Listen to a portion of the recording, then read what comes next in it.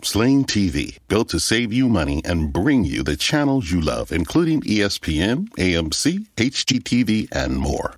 Watch your favorite comedies, dramas, suspense thrillers, news, sports, and more for just $35 a month. And your first month is only $10. Sign up now and start streaming right away on your TV, phone, and tablet.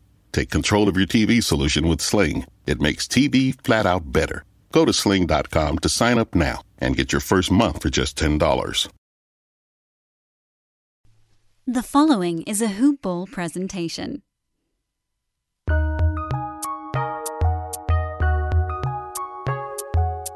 Welcome to the Fantasy NBA Today podcast.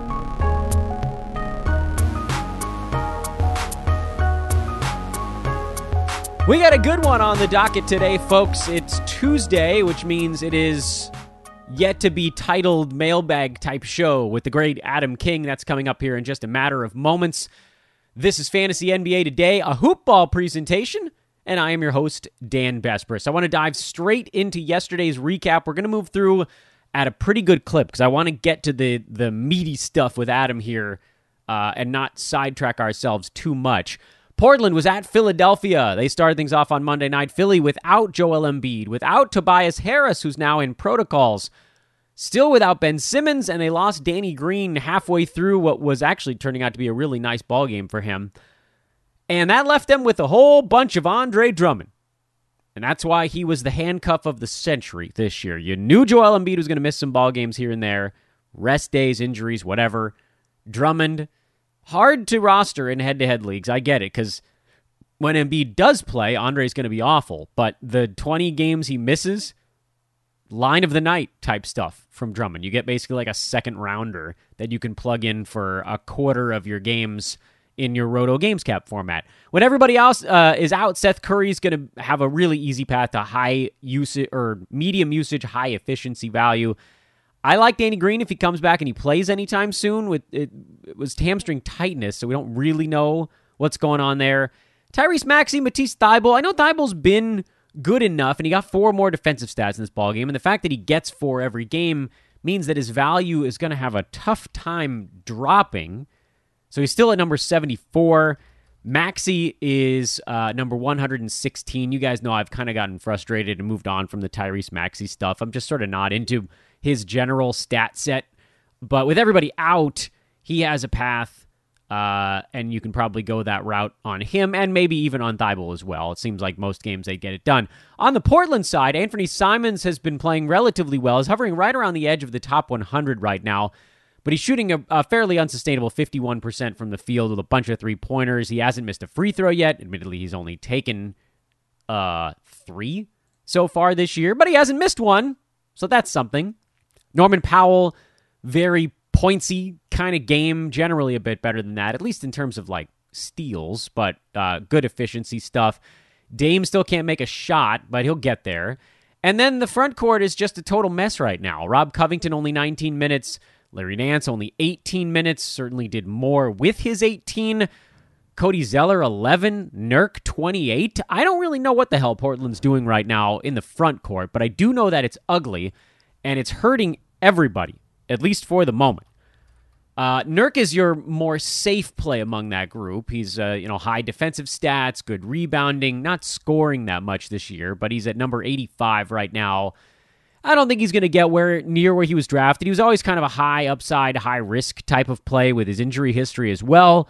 But presumably he'll get to do a tiny bit more at some point here. The questions for me more revolve around Nance and Covington. Are they going to just keep playing the power forward minutes together? Are they going to lose the power forward minutes if Simon slides in and pushes everybody else up one slot? Or would they run Norman Powell at power forward? Tony Snell came back, played 9.5 minutes. That now was basically a power forward yesterday. So it's a cluster mess. You're holding on to pretty much all of those guys. Not all, I shouldn't say all those guys, but you're holding on to pretty much the guys we've talked about on the show in the past. But, Nance is in the hot seat until they figure out how they can actually utilize him. Roko's in the hot seat. He had a usage rate of 2 in 19 minutes yesterday. That's really especially weird. You guys know I didn't have Rob Covington nearly as high this year as past seasons, but he's still someone we expected to be more in that top 85, top 90 range on a per-game basis, and he's not even close to that right now. And he's just not involved. He didn't take a shot. He had 3 rebounds and 1 assist. That's the only reason he had any usage at all, is that someone shot and made a bucket after he almost seems like accidentally just gave them the ball. Spurs-Pacers, the only news from this ball game would be, well, 2 pieces, I guess. Malcolm Brogdon expected back for their next game. That's tomorrow. Just in time, TJ McConnell woke himself up in a blowout win. He had 10 and 10 with 3 steals, 5 of 7 shooting. That's the TJ McConnell motor that we've come to know and love. And, with Brogdon coming back, that does put a squeeze on things, especially now with Karis LeVert slowly ramping his minutes up as well. But I'm probably sticking by TJ. I mean, we could let him resettle once Brogdon's back, but other than that, like if you have him, don't drop him just because Brogdon's returning. I think McConnell's starting now to get his wheels a little bit, and that changes his outlook. Kevin Love in protocol, so Jared Allen, Lauri Markkanen, just a wide open front court for them to exploit. Same with Evan Mobley, 113 points. A lot of guys were pretty good in this game. Ricky Rubio had a tough shooting night, but if that's not the case, then he also would have had a pretty good ball game. Sexton had a tough time shooting, so did Darius Garland, and I guess Markkanen did too, but 5 defensive stats and a couple of threes. I think we can overlook that. Jared Allen finally got some blocks. That was a nice little footnote on the ball game, but no massive surprises here, frankly, on either side. Terry Rozier looked like himself for the first game this year. PJ Washington, 18-4, a steal, 2 blocks in only 17 minutes. I really hope that's a number that trends up, but you certainly can't dump him. Kelly Oubre is the only guy on the Hornets where you're thinking, maybe it's dump time, but also we could just wait and see if anybody gets hurt in the next 3 games for them. There's no huge hurry there. Toronto played arguably their best game of the season so far. Beat the Knicks 113-104. Gary Trent Jr., 4 more steals in 43 minutes he played in this ball game. Toronto was not effing around. Svi Mikhailiuk got the fill-in start with no Scotty Barnes, and he was actually pretty good, actually. Not what we expected, and you're not picking him up. OG was great. Freddie VanVleet nearly triple-doubled. The main guys had big games, and that's going to be the formula. Unfortunately, we all figured, hey, with Scotty Barnes out, this is an opportunity for a little bit more Chris Boucher, and instead it went the other way. He only played 9.5 minutes, which is about half of what he had gotten the previous couple of ball games. Didn't really do much with them either, and that maybe is the biggest news, is that he's now gone full passive, with Nick Nurse kind of trying to break him a little bit. Well, hang on. I think I told people in our Discord, I'm giving him 2 more weeks. That's where we're at. He gets 4 weeks at the front end of the season. It's not that much. And if things don't trend in the right direction, that's when the guillotine comes down. You should be saving for the future, but savings accounts suck, and investing can be scary. We combine the ease of savings with the real returns of investing. We call it Save Vesting, and it's only available in our new app, Stairs. Stairs offers 4 to 6% returns, no fees, and you can withdraw anytime. Do your future a favor. Visit StairsApp.com today. Nothing of note on the Knicks side. Washington got Daniel Gafford back in their game in Atlanta. He was fine, not great. 14.5 minutes, 4 points, 5 boards, 3 blocks. He'll ramp himself up. That'll take a bit away from Montrezl Harrell, who still got 33 minutes last night. And no other news on the Washington side. Atlanta finally got some more consistent performances. Capella better, Bogdan better. Trey, John Collins, they're okay. Cam Reddish, 15, got himself a couple of steals and 4 free throws, so he's hanging on by a thread right now. And then poor DeAndre Hunter just can't find himself enough to do at this point. So he's very much on the chopping block, I would think. And maybe a lot of you guys have probably already parted. Boston, big first half, bad second half. And then they're talking about who needs to do what during post-game press conferences. Al Horford, great. Jaylen Brown, great. Tatum, still not that great so far this year. Marcus Smart came back. He looked good. Dennis Schroeder seems to have a relatively secure role with this team, although his fantasy game doesn't always translate perfectly. He's number 80 right now, with guys missing time so far. The steals are very high. His threes are higher than usual. But he's scoring, he's getting some assists, and so that makes him someone that you're kind of just still trotting out, at least for the short term. See how it all shakes itself out. Denver lost in Memphis. Michael Porter Jr. and Jaren Jackson Jr. Remember on yesterday's pod, I said, I need these guys to have a big ball game, and they each had a great first quarter, and then it just came apart. Michael Porter Jr. stopped making shots. He became less involved after that. I don't know what the hell happened, but his team really didn't do much after the first quarter anyway. And then with JJJ, he got into foul trouble after late in the first and never really shook it. He had 9 on 3 of 3 shooting early in that ball game. He finished on 11. Just did nothing after the first quarter. Neither of those guys did. Tyus Jones did, though. What?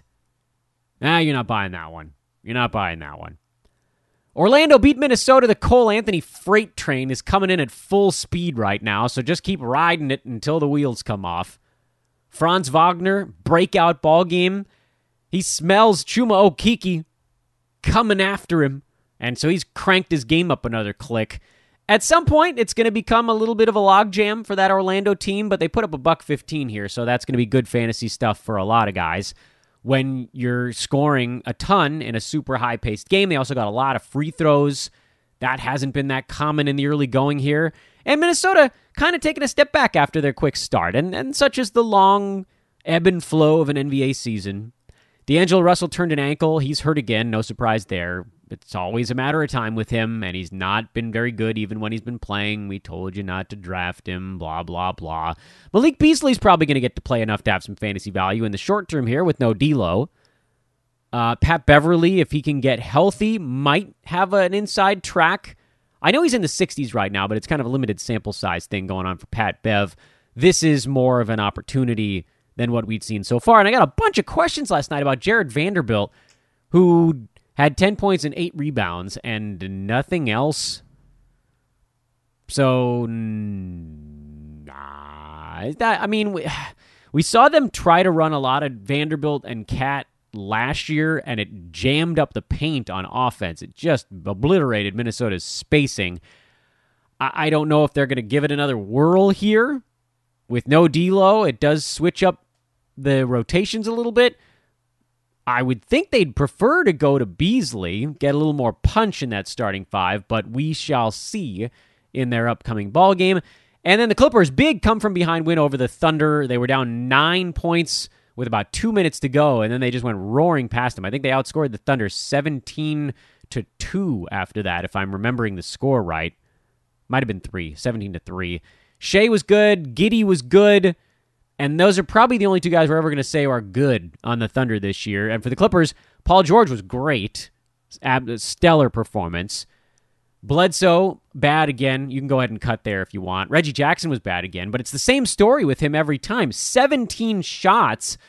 Even if his shooting just comes back towards the mean a little bit, he should be pushing 20 points a ball game. He should really be kind of this year's Colin Sexton. Meaning a guy that should be able to creep into that 95 range just on the heels of a lot of points. Reggie's going to get fewer steals than Sexton did, but more three-pointers, and he's a better free throw shooter in general, and a worse field goal percent guy. But that's my closest comp to other players that people are going to be like, well, do I, don't I, do I, don't I? The do-I guy, I think from the card in general, was Nick Batum, who had 14, 8, and 1, 2 steals, a block, 4 three-pointers, and they need him to do stuff. Clippers are offensively inept beyond Paul George right now. Luke Kennard has had to step up and hit some shots, trying to earn some of that big contract. But Batum is the well-rounded one. He's the guy that can get you rebounds. He'll find his way into some assists in most ball games. He gets steals, he gets blocks, he gets threes. He does it on good percentages. He's a viable 9-cat type of guy in Roto. I added Batum everywhere last night that I could get my paws on him outside of like certain head-to-head punt builds. And that's what happened on a relatively large Monday And before we dive into the mailbag with Adam, I want to remind all you guys, please rate and review the podcast and follow me on Twitter. Those are the two things I need you to do right now. Twitter is at Dan Besbris, DanBesbris. Hit me up if you have any questions about our premium services at Hoopball, or you'd like to work with us here at Hoopball, cover a team perhaps. I've been given the go-ahead now, by the way. We need a new host for our Brooklyn Nets podcast, which actually already has a built-in audience behind it. So this is a pretty good spot that, this was a show that was getting, a couple thousand downloads a month for a while, which I know isn't like massive needle-moving stuff, but it was a show that was growing and then has mostly been lying dormant for a couple of months. Wanted to make sure with the show hosts that they were officially out. They have confirmed that they are. So if you'd like to host the Brooklyn Nets Hoopball podcast, hit me up on Twitter at Dan Besbris. There's a lot going on with that team. This is a wonderful time to host a Nets show. This is a time where you can build a following, preferably someone who's local to them, but it doesn't have to be because, try to get you in the arena at some point down the line, and you'll get to work with Hoopball's best and brightest as somebody drops a dumpster on the side of the building here next to me. To me, this is like your catbird seat spot going on the pod right now. And the other recruiting pitch is, and there are already a couple people in the hopper on this one, but if you'd like to get your name in late, we are looking for a full-time host for Today in Sports Betting, our 5 days a week Hoopball betting podcast. If you fancy yourself a good show host, someone who can ask some questions, has a reasonable understanding of sports betting, hit me up about that one at Dan Besbris on Twitter or email teamhoopball@hoop-ball.com. Get your name in the name in the hat, throw it in the ring. I don't know if you're going to get it. We've got some good candidates in the mix already, but would love to make sure that the pool is expanded enough to where everybody has a shot at it.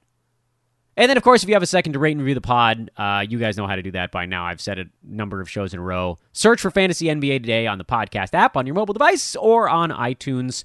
Write something funny. I'll read it on air, or don't. I won't. Doesn't matter. We need your help on that. Let's do a mailbag. Returning champion Adam King on the pod for our Tuesday. I don't know. What are we calling this? Is this mailbag, or do we have a better name for it? I think it's mailbag at this stage. We'll come up with something else. Yeah, sure, why reinvent the wheel, huh? We could try. I tried to do that with the term sleepers, and we came up with a few fun names, but no one really had any intention of helping me get them to catch on. So, oh well. Like Smitty's was one, but that was basically just a homage to Matt Smith picking Davis Bertans that year on the pod. Yeah.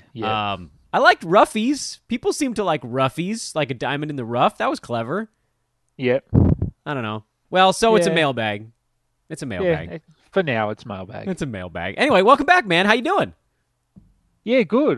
Just getting up as usual.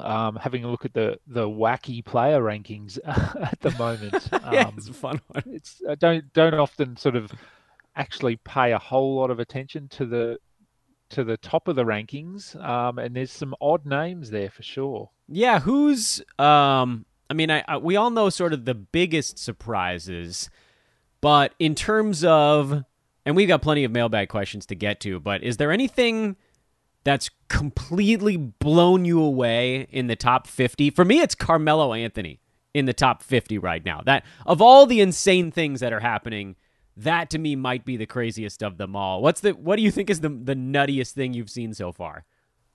That's probably up there, but I mean we've seen him start well before. But it was like 2012 though. Yeah, well, I've grabbed him in a couple of places, and I'm just sort of waiting for it to stop. And it will. And then it will. Yeah, look, I mean, the names that we know of, Miles Bridges has obviously been really good. Rashawn Holmes has been really good, which is nice. I'm really happy to see Holmes up the top there.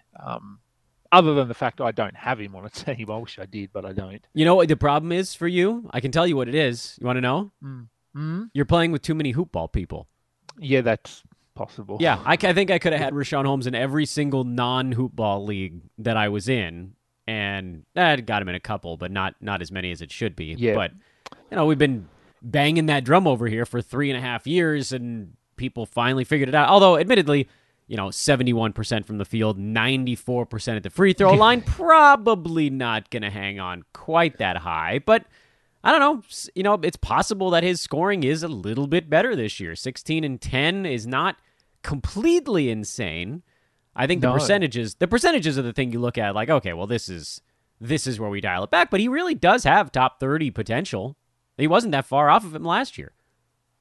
No, I think, top 30, and it's been injuries a little bit for him, but no, I think top 30 is within reach. Probably for me, the name that stands out as a guy that maybe we were potentially down on a little bit is Demar Derozan. Good point. So far, so he's at number 20 on a. I think I've got this at per game. Do I? Yeah, number 20 in per game, and I think he was sort of viewed as the not the odd man out on the Bulls, but he was going to be the one that would take the hit. And I think it's been Vucevic based on what we've seen so far. Yeah, at least on the offensive end, anyway. No, you're not wrong about that. And even Zach LaVine is pretty close to where he was last year, just in overall numbers. The usage has gone down a little bit. Free throws have been extraordinary for LaVine. I guess that's an area we might point at and say, well, this is probably not going to quite stick there, but 100%, yeah. DeMar DeRozan better right now with the Bulls than he was as the lead dog in San Antonio, and he's been, I think, maybe the biggest reason why they've gotten off to this great start, just because of the way he's fit in, his extremely high efficiency. He's even hitting a three-pointer a game this year. You're right. That's one that is really surprising. And nothing is that crazy for him at the moment, other than, is he really going to take 19 shots a game all season long? And I'm thinking probably not. But let's dive into some of the questions we got coming in, because you guys hit us with quite a few when I opened up the thread on Twitter last night. By the way, if you'd like to ask us questions for a future, and I'm just going to call it mailbag episode, sad though that makes me feel, we can't come up with a more clever name, one of us, myself or Adam, will open up the thread probably Monday evening Pacific time at some point in there or thereabouts, and all you got to do is reply to that thread. We try to approach this and kind of tackle the more broad topics, but it doesn't have to be like, what is your strategy for fantasy? It could be something broad like just a particular player that might apply to a lot of different fantasy teams, but it's like, look, should I drop Eric Bledsoe for so-and-so? We're probably not going to get to that individual question. You can follow Adam on Twitter at AdamKing91. Easy, ADAMKING91 on Twitter. I am at Dan Bespris. You guys, I've heard me yell at you about that plenty of times, so please do follow the two of us and hit us questions for the next one. Where should we begin? I think maybe the one that's it's had the most play on Twitter, and we've certainly discussed it a little bit here on this podcast and other Hoopball podcasts, and I think this fellow asked the question on last week's mailbag, but you know what? If it's a good question, it's a good question. Dr. Strangelove says, how many games into the season before you give up on a player and declare this is who he is? Didn't we talk a little bit about how there's kind of almost a bit of a sliding scale when it comes to guys like that, Adam? Yeah, we did. I think we talked about, the higher they are projected, or the higher you have them projected, the longer the leash. So someone who you took sort of with the first, first 3 rounds, maybe even 4 rounds, you give them a bit longer than say someone who you took at pick 100 or pick 120. Look, I mean, it's a very relevant question at the moment, because what are we, two weeks into the season? Exactly 2 weeks, yeah.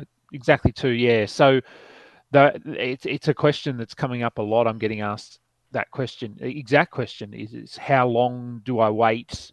And this sort of leans into a little bit to punting as well. So people who have gone with a punt build and then asking sort of how long do I go before I start shifting out players, or maybe my punt isn't working as I'd wanted it to.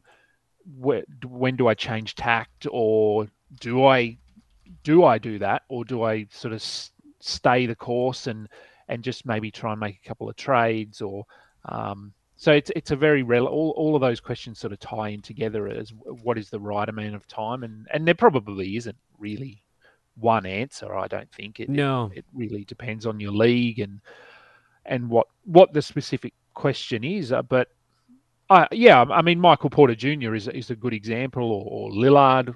How long are you waiting? How long are you giving these guys before you say, well, this is who they are now?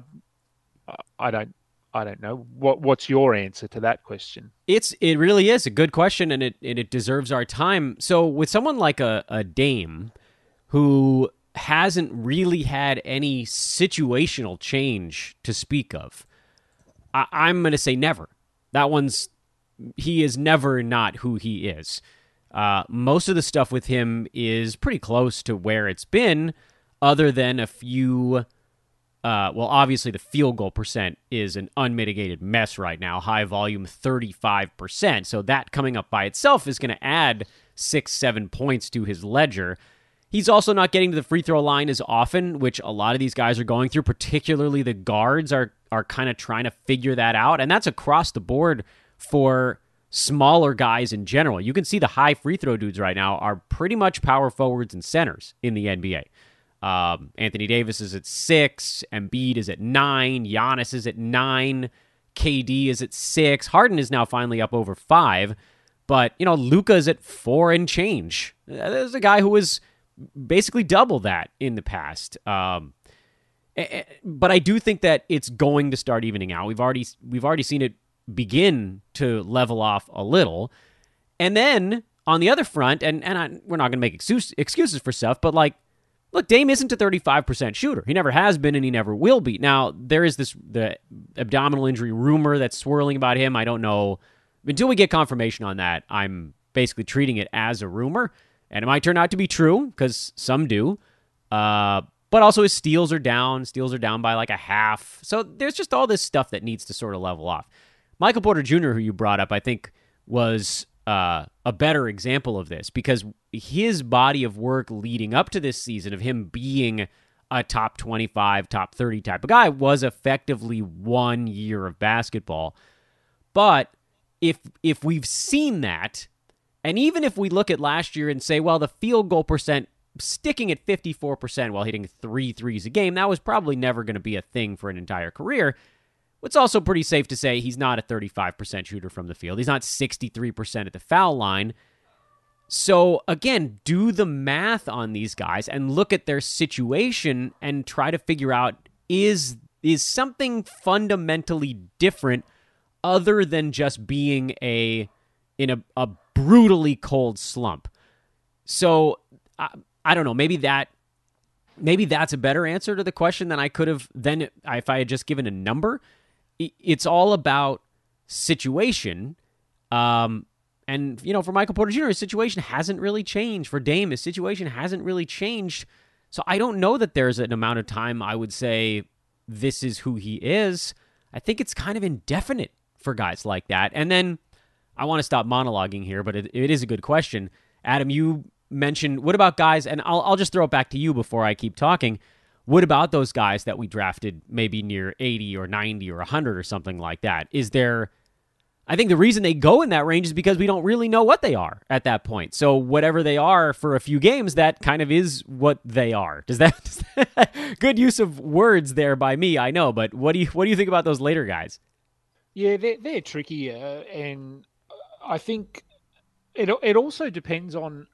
So if you drafted a guy at, say, pick 120, and his first 2 games were really good, and he was putting up top 50 numbers for the first 2 games, and then he regresses and he's a top 120 or a top 100 player, people's memories can be quite short, and so they'll go, well, no, this guy should be a top 50 guy. He's now only putting up top 120 numbers. I'll just get rid of him. But if you drafted him at 120, then what were you expecting? And it's... Again, it can depend on your format as well. Whether you have a streaming spot, that's probably another question we had in there somewhere. It's to do with streaming. Do you have a regular streaming spot? Do you draft with a streaming spot in mind, or is it just something that happens if your team's not performing? So for those later guys, it's the question, and I probably said this last week, the question I asked myself is, if I drop this guy, is he going to come back to haunt me in the playoffs? Someone will pick him up and he'll end up being a top 50 player consistently. And a good example of that is Robert Covington at the moment, who I don't even know what his ranking is. I would assume it's not good. It's not pretty, no. 171. So it's not good. And I think he actually went scoreless yesterday without even attempting a shot, which is that's hard to do. And he's a really good example of a player that you probably drafted. Where was he going? Maybe in the 80s this year. Yeah, 80s.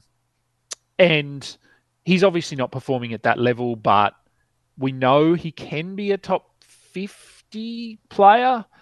And a slow start like this is almost right on brand for Covington. He's often very slow out of the blocks, and then we'll get things going. But so I wouldn't be dropping a player like him, but I also wouldn't blame someone if they did, because he's just been so bad so far. The defensive numbers aren't great. So he's a tricky one because he is somewhat proven. But then if you're looking at, I don't know, like if you took, I'm just sort of going through the rankings here. If you took someone like Joe Ingles, you would have taken him with your last pick, maybe second last pick. He's been okay. He's sort of been probably what you expected, but that isn't super attractive. It's 12-team worthy. I just can't believe you're picking on Joe Ingles out of everybody there. It was the first name I saw. That seems like you're doing damage to yourself over there.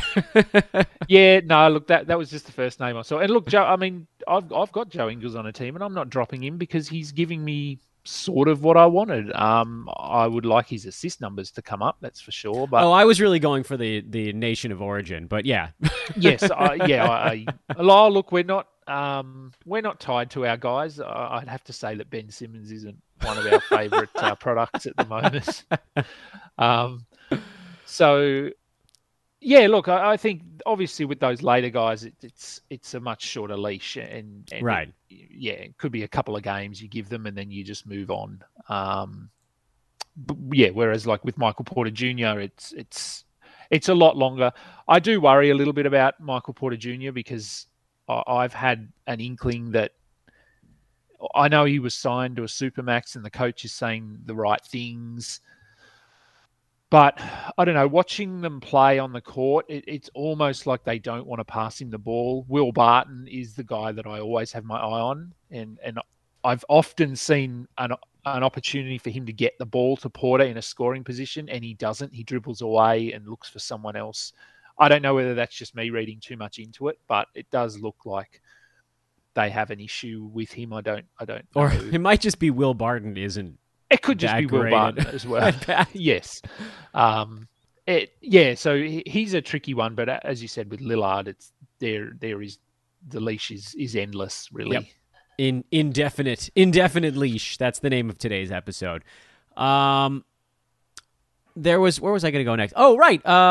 So this one is sort of broad. It's specific in what it's attacking, but it probably applies to a lot of folks. And this is from Genbai. It says, what to do if you own Zion. First of all, I do want to eliminate the ownership thing whenever possible. So I'm going to change it to what to do if you roster Zion, because, you don't own any of these things. I don't have Zion anywhere. Do you have any Zions? No, I think I have him in a couple of best ball leagues. So I took him, which are points-based formats, and they were early drafts, so they were before we even knew he was injured. I was taking him pretty early in a points format, but I don't have him in any of my sort of daily changes or weekly changes leagues. Yeah, so that's the first point here. If you guys are listening to what we do on the pod or reading the things we write at Hoopball, if you're in a category league, you should not have Zion. That's the simple answer to this question is we told you 100 ways don't, because he was getting drafted in the second and third round early before we knew about the foot stuff. Now, if you're in a points league, I can't really speak to it because I'm only in one league that's sort of points adjacent. It's extra categories that sort of overvalue volume scores and devalue things like percentages a little bit in the process just by making them less of the equation. So what are you doing with Zion now? Don't you kind of just have to squat on him and hope this thing isn't as disastrous as it appears? Yeah, I think so. I don't even know who you would get back for him if you wanted to trade. I mean, potentially you could do like a Zion for Ben Simmons trade, something like that. Zion for Kyrie Irving. If you've got two frustrated managers who are looking to move off their uncertain talent. But other than that, that's a sell low and a buy lower. Yeah, yes, it's. I don't know who would win there. But if you were trading for a player who's active and actually on the court, I wouldn't think you'd get anything more than a top. I don't think top 70, top 80, maybe. Yeah, that's a best case, I would think, because those guys in the 70s and 80s right now are like, Jakob Poeltl, I think is 76. Am I looking at the right board right now? Like, you're not going to get Poeltl for him right now. Tyler Herro's in there. Do you really want Matisse Thybulle for him? I doubt it. You're probably not targeting that. Nickeil Alexander-Walker, Mike Conley. I don't think you're getting those guys back for Zion right now. You might have to go deeper into the woods here. Yeah. I'm just going through the rankings. They're weird. Players who you might be able to trade more. Like Wiggins at 99 has some name power. Maybe you could get him for Zion. Yeah. Could be a rookie who's sort of overperforming. I guess someone like a Chris Duarte who started hot but is probably going to scale back a bit. He's at 87. Potentially you could get someone like him. I don't think you'd get like a Gordon Hayward. He's at 85. He's been underperforming, obviously. But I don't think you'd give up Gordon Hayward to get Zion. No. And so there's this weird gap there of like proven assets that maybe are underperforming a tiny bit or overperforming waiver wire types, like a Luke Kennard at 88, who the person with Zion, I don't think they want that. I don't think they want Luke Kennard back or Cody Martin or Anthony Simons or Royce O'Neal or these other guys sitting between 95 and 100. No. And then, I mean, again, just sort of abandoning ship on the category side of things. If you're going points league in what you're trying to get back, I feel like it even gets harder because all of the guys that are lower in category leagues because of percentages, that's the reason you can get those guys in category leagues is because they have that sort of knock on them. They don't have it in the points format. I don't know what the hell you can get for Zion right now. I feel like your only choice is to just sit on it and hope he gets back in the next month, basically. Which I think they're reevaluating in 2 or 3 weeks, I think was the news yesterday, right? Yeah, I think so. But, I mean, we've seen the video of him working out and he doesn't look in game shape. That's probably being nice. He's beignet shape. Look, I mean, I guess you have to hope that based on the last couple of years, your league should have an IR spot, at least one. So that works in your favor a little bit. Hopefully you can just drop him in there and wait and see. And in a roto format, obviously you just put him on your bench and wait for him to come back. So that's probably the best case scenario, is that you just put him in your IR and cross your fingers and hope that he gets back. I don't think he gets back this month. I wouldn't think November. 2 to 3 weeks reevaluation. That doesn't mean he's coming back in 2 to 3 weeks. It does not. So I would think December, best case scenario. And the Pelicans obviously aren't challenging this year. So who's to say they don't then ramp him up really slowly and do what the Grizzlies did with Jaren Jackson last year, and we just don't see Zion till February. Yeah, it's not insane. It's not insane. Things are deteriorating quickly out there. And if that happens, well, JV. Yeah. He's the 10th ranked player right now. Yeah, isn't that a glorious thing? Although I will say he was a first rounder after the All-Star break last year. So now he's on a run of about 30 games in a row in the first round, and he won't be if Zion does come back. But I mean, this was always a massive value staring us in the eyes on draft day, especially once we got the Zion news. JV going in near 50 was always kind of crazy because even last year, his value was almost artificially depressed by the fact that he was sitting at like number 85 near the All-Star break. He didn't block any shots the first half of last year. It was super weird. He was only shooting like around the 50% mark where he's at right now, but his free throws were also in the 70s. He's got some stuff that's coming back to earth. No, make no mistake there. But like he went from one team that desperately needed a rebounding big man to another one that desperately needs a rebounding big man. Love me some JV. So I want to go to one more sort of big question because we did one big one and Zion was a little bit of a smaller mailbag question. I know calling it a mailbag, the reason I don't want to call it a mailbag is because we're not trying to rapid fire do 15 or 20 questions. We're trying to pick the 2 or 3 that lead to the most broad, interesting, sort of strategy-changing discussions. And this one's from Rye. What's the best way to figure out buy lows and sell highs? I've been comparing current rankings to projections. Is that the best way? This, I think, I love this question because the answer, I mean, we could do a whole week of shows on this and we'll try to pare it down to the next 5 to 10 minutes or so. But Adam, I'll try to count out on one hand all the things that go into it. Number one, what Ryan said, current rankings is a factor. Number 2, projections are a factor. 3, name recognition is a factor. 4, public perception is a factor, even if it has nothing to do with the numbers that people are seeing. 5, the eye test. 6, where somebody was drafted. There's like those 6, and I'm sure there are more that I'm just not thinking of because we're recording a show on the fly, but aren't there just like 2 handfuls worth of things that go into how this actually happens? And it's why, by the way, I get so mad when I do buy low and sell high segments at analysts that sort of half-assed where there's like, oh, this guy's a sell high. But then that doesn't really help because people need to know what can they legitimately target for someone. How do you work on the buy low, sell high spectrum of ideas? What's your process there? It's all of what you said there, really. I mean, I guess the starting point is obviously player rankings and projections. So this guy is the 20th ranked player. He was projected to be the 60th ranked player. But then you've got to look at, as you said, public perception and name value because he's a top 20 player now, but the perception is that he is not going to be a top 20 player for the rest of the season.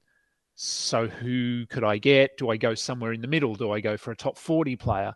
But then it comes down to need as well. I mean, you see all these trades that go down and on the surface, they might look a bit one-sided or lopsided, but you don't know what stats people need on their team. If you're in a punt build, players' value changes significantly. And so you might be getting a player that is a top 70 player for a top 40 player, but in your build, he's a top 20 player.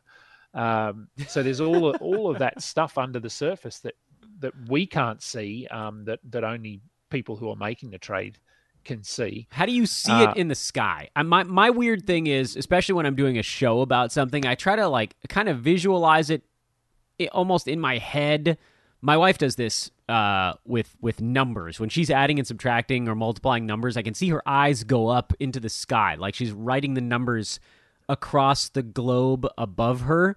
And this is kind of what my brain does when I'm thinking about all those factors that you and I have just put out there, which is basically like, okay, you start with current rank. So let's take an example of this and say Harrison Barnes, who's number 11 right now, but his preseason rank was like 95, might have been later. I think I got him at like 120 and 30 deep. So he was somewhere in the 90 to 120 range. With every game he plays, his perceived ability moves farther away from that 110 whatever ADP and moves towards whatever his current rank is. It's never going to get all the way to 11 unless he spent all 82 games, played them all, and he was number 11 the whole way. Then it finally arrives there. It's like I'm gonna go math nerd stuff for a second here, but it's almost like an asymptote for his value, where over an infinite amount of time, but I guess it's not infinite, it's really 82 games, he will approach his actual rank. And our job as folks trying to make the buy low or the sell high trade function is to figure out how far he's moved from his original mark towards where he's at right now, and then compare that to where we actually think he's going to end up at the end of the year. That's what I'm seeing in the clouds above me right now when I'm trying to figure out how to make the pieces fit together. Are you as completely insane as I am, or are you just like, yeah, I'm just gonna do some numbers here, friends? No, I'm probably like you, I think, and your wife, actually, by the sounds of things. When my kids ask me maths questions, my eyes go up and I do it all in my head. And they say, no, we've got to write it all down. You've got to have your working on paper. I'm like, oh, that's not how I did it at school. So show your work. Show your work, Adam. Yeah, I don't show my work. So, yeah, for someone like Barnes, who's a good example, that's very true what you're saying. But I think something else that I immediately thought of when you sort of started rattling off that analogy is that, say he's putting up these numbers for 30 games, so he is getting closer. He's sort of he's not a top 100 player. He's maybe a top 60 player, top 70 player if he does it for 30 games. If he has 2 games where he stinks, he falls all the way back really quickly because he wasn't perceived as that top 12 player, right. top 20 player. Yeah. So it doesn't. He might actually go from a sell high to a buy low quite quickly, because he could be a top 60 player this year. And if you've got him, then yeah, if he has 2 or 3 games where he just misses all his shots, you go, oh no, here we go. It's starting. He's falling back. All of a sudden, people are throwing these offers at you that are buy low, and you're like, well, do I need to get off him now? Is this the end of the run? So it can flip quite quickly with those lower guys. That's just something I think to keep in mind as well. But I like your mathematical. No. What you said, we need to include that. We need to include what you said, because there's a weight to all of the data we're getting on these guys, and it does come down to where. And I think that's probably why someone like a Harrison Barnes or someone drafted that far back, it's like 10 times as hard for them to change their perceived value, because everybody is just waiting for the other shoe to drop. Like you said, it's like that one's waiting, WAIT, but I also meant WEIGHT. There's a weight to what he's doing where, look, like Malcolm Brogdon at number 19, people feel more comfortable readjusting their expectations for him, not because of anything that he did different than Harrison Barnes, but just because people were more ready to say, oh, well, maybe he really is a couple rounds better than I thought he was, where with Barnes, it's like, I'm not going to buy it because I haven't seen it happen before. He went way back here at X number on the board, so there's no weight, there's no mass to his moving up the board. It all feels very House of Cards-like with certain guys that it isn't with others, even if, by the way, I could argue that the Malcolm Brogdon stuff is almost equally House of Cardsy, because Brogdon was playing 40 minutes a ball game until he got hurt, and we know damn well that's not going to last for a guy who's dinged up when he plays 32, 33 minutes a ball game. So there's that weight factor to it that you just brought up, which is another really critical element, and I think it brings about that kind of brings the alarm clock part of this into it, where you have a finite amount of time to pull it off, and every single game you sort of roll the dice a little bit longer, you know? And it's the same thing on the Love those deep dives. Thanks to Adam. As always, we'll have another one of those for you coming up probably next week. At the very latest, it would be the week after that, but we're trying to do it every week this year. Shout out to the few of you over the last day that did drop a rating or a review on the pod. From Medway J, he says, appreciate Dan's humor and his knowledge of fantasy basketball, but I'm really grateful for the show keeping it clean. Huh. You got it, man. It's not really on purpose so much as it is, I did baseball play-by-play for a decade, and when you do baseball broadcasting, that's the expectation. Have you ever heard anyone on a baseball broadcast? The thing I always thought was funny is, baseball, they wear athletic cups. I think most of you guys listening to this show know what I'm talking about, but for the handful that don't, baseball players wear a plastic cup to protect their private parts, so that a baseball coming 100 miles an hour doesn't hit them straight in the junk and render them either badly injured or worse. But on a broadcast, they never say it. And so now I've sort of built that into my personality when I'm doing shows. And I think it's so funny because it happens as, I got him in a very sensitive area. Sensitive area? Like, can we really not say genitals? That's a medical term. My wife would laugh. Doctor wife. What the thing you can't say. Anyway, so you're welcome, Jay. Again, it was never really my intent, but that's just sort of the way that I am, and that's just the way it ended up. I feel quite uncomfortable cursing on a thing that feels like it's going on radio, and I don't know that I'm ever going to be able to break that habit, but it's nice that some of you guys like it. So anyway, thank you for that. That's very kind. Please do, the rest of you, continue to rate and review. Continue to follow me on Twitter. We'll just keep answering questions out that way. And if you, again, want to grab a hold of one of our open shows here at Hoopball, hit me up. We'll do what to watch for on Twitter. I want to get the pod wrapped up today because we all got stuff to do. Enjoy your Tuesday, friends. Woof! Show 33 in a row. Done. Wait, 4, 5, 6? Yeah, 3 more to go. And then we finally get a 2-day break. Oh, my goodness. Well-deserved, if I do say so myself. I'm Dan. Thanks to Adam. This is Fantasy NBA Today. Later.